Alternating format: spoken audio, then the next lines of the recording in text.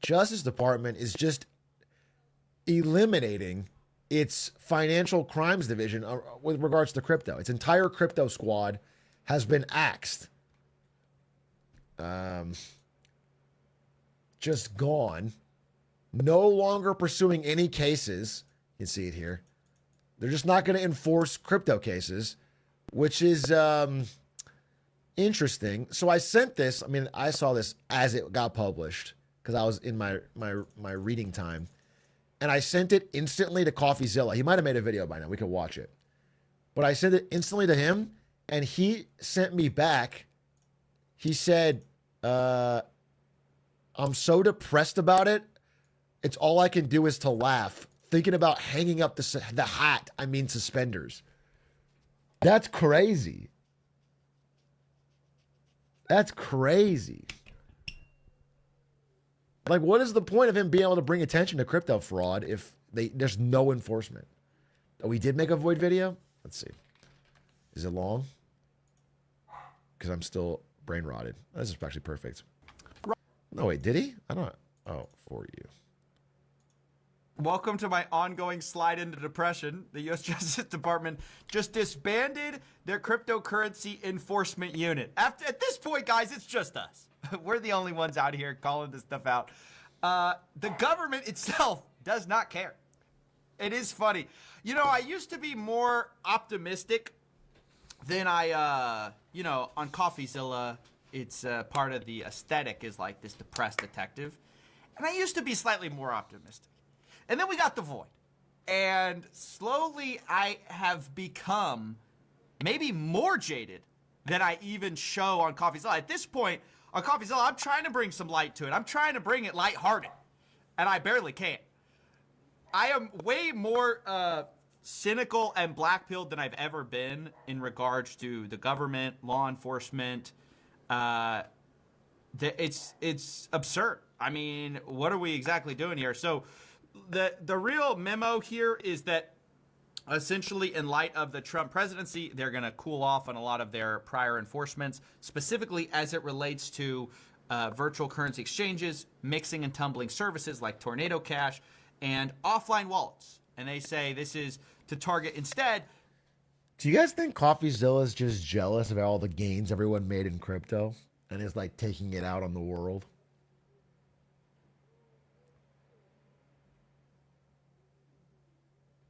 Or do you guys get the vibe that he's like a fudder, you know, who secretly is jealous of SBF for being more brilliant than him? Definitely. Do you think Coffeezilla bought a bunch of crypto, but then when it did a slight dip, he sold and panicked and had paper hands, and now he's mad at all the diamond hands chads that are holding strong? Yeah, I think so too. What? No. End users who actually do the crime, they say they're still going to focus on that. They're just gutting the enforcement team, which is a bit strange. I will say, though, how are you supposed to find the criminals if you don't enforce any actions on the tools that criminals use? Does that make sense? Like, one of the big problems in crypto is you can be completely anonymous and steal a bunch of money and then launder that money with these tools in the middle and then off-ramp it and nobody knows, nobody's the wiser, right?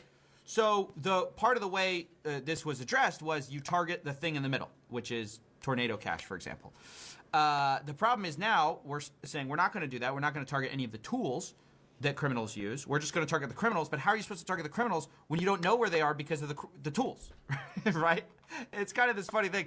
But honestly, I hope that they are actually going to continue to target the people who do this stuff, the actual criminals. I just think it's doubtful, to be honest, because the DOJ says it won't pursue cases it feels are better left to financial regulators, which is, it's just incredibly loose language.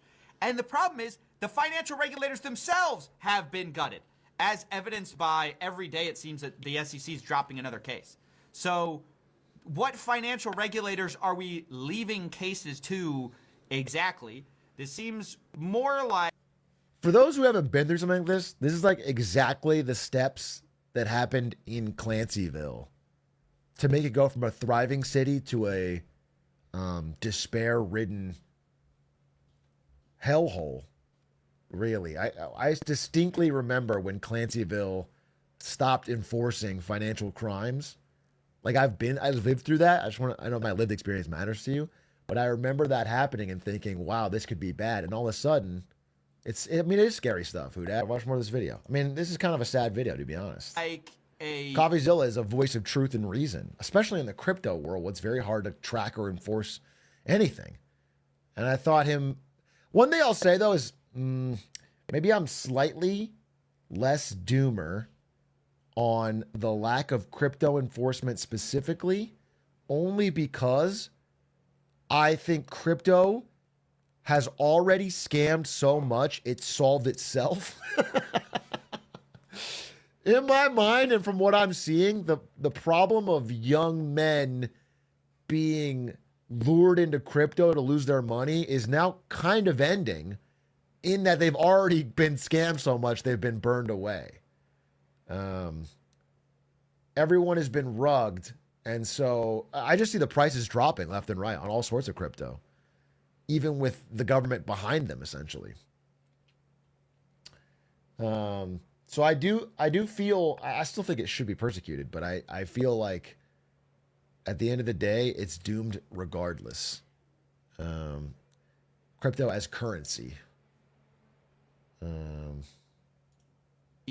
Just step back in general, at large. I hope that's not true, but it does appear to be the case. I will also say it's notable that the person who wrote this was one of President Trump's former criminal defense attorneys. Now he's the deputy attorney general, so he sort of like flipped his roles. But this policy does seem to be more in the line of, we're doing a lot less in crypto. We're going to kind of put our hands off and say that's the purview of the regulators, while the regulators also have their hands off. We kind of get this sense because of where they've actually put their key, people. So there's this guy, a prosecutor, Yoon Young Choi. He was one of the top guys who played a role in the department's most significant cryptocurrency cases, according to the Washington Post, including against the owners of Tornado Cash and the prosecution of Abraham Eisenberg. So this big shot, prosecutor of big crypto cases, where do they put him? Well, they move him to a newly created Sanctuary Cities division of the Justice Department. So we're reassigning people. We don't want them covering financial crime of cryptocurrency. Is that a convenient thing now that our government is also inextricably embedded in cryptocurrency as well? They have financial interest in cryptocurrency. I don't know. I can't say. All I can say is it's weird to call this stuff out. I will say that. It's kind of strange because it used to be we call this stuff out and it was sort of explicitly or implicitly illegal, or you had good reason to believe, this is probably bad. Now we're calling it out and it's like, is it actually, I don't know if it is. The joke is crime is legal, but what does that statement even mean? It's odd. And it has me beyond black-pilled. Like there have been jokes on the Reddit, like, man, I feel bad for Coffeezilla. He's watching everything. It does seem legal. sad. It's I can't tell you how weird it really is. I am forced to laugh about it because I don't know what I would do if I didn't. It's a bizarre thing. I don't even know what I'm doing here. So yeah, I hope that makes sense. Sorry to kind of vent a little bit, but it is an interesting position we are in here on The Void. We're sort of, it's become catch and release. Like we report on stuff and it's like, well, actually that's legal now. It's odd. So yeah, every day it seems like we get new news about this stuff. I mean, I think he's a little doom-pilled on his own impact, but I think people seeing his widely spread work helps them avoid falling into similar traps, regardless of whether they're prosecuted by the law. I mean, I think he's doing very valuable things.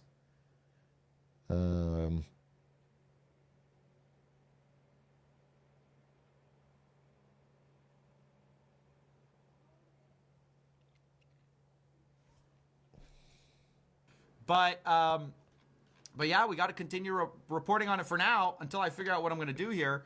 By the way, Tornado Cash, one of these money laundering tools, got delisted recently. Of course, they ironically say, we remain deeply concerned about significant state-sponsored hacking and money laundering campaign aimed at stealing, acquiring, and deploying assets for North Korea. But we just delisted the platform they were using. So that's we're deeply concerned. But we're allowing it. We'll allow it, but I'm deeply concerned. Okay, that's basically it. Oh man, he's gonna become the crypto Joker or Batman. I think if we don't see Coffeezilla and then we start seeing a masked man beating up hodlers, we'll know where it was.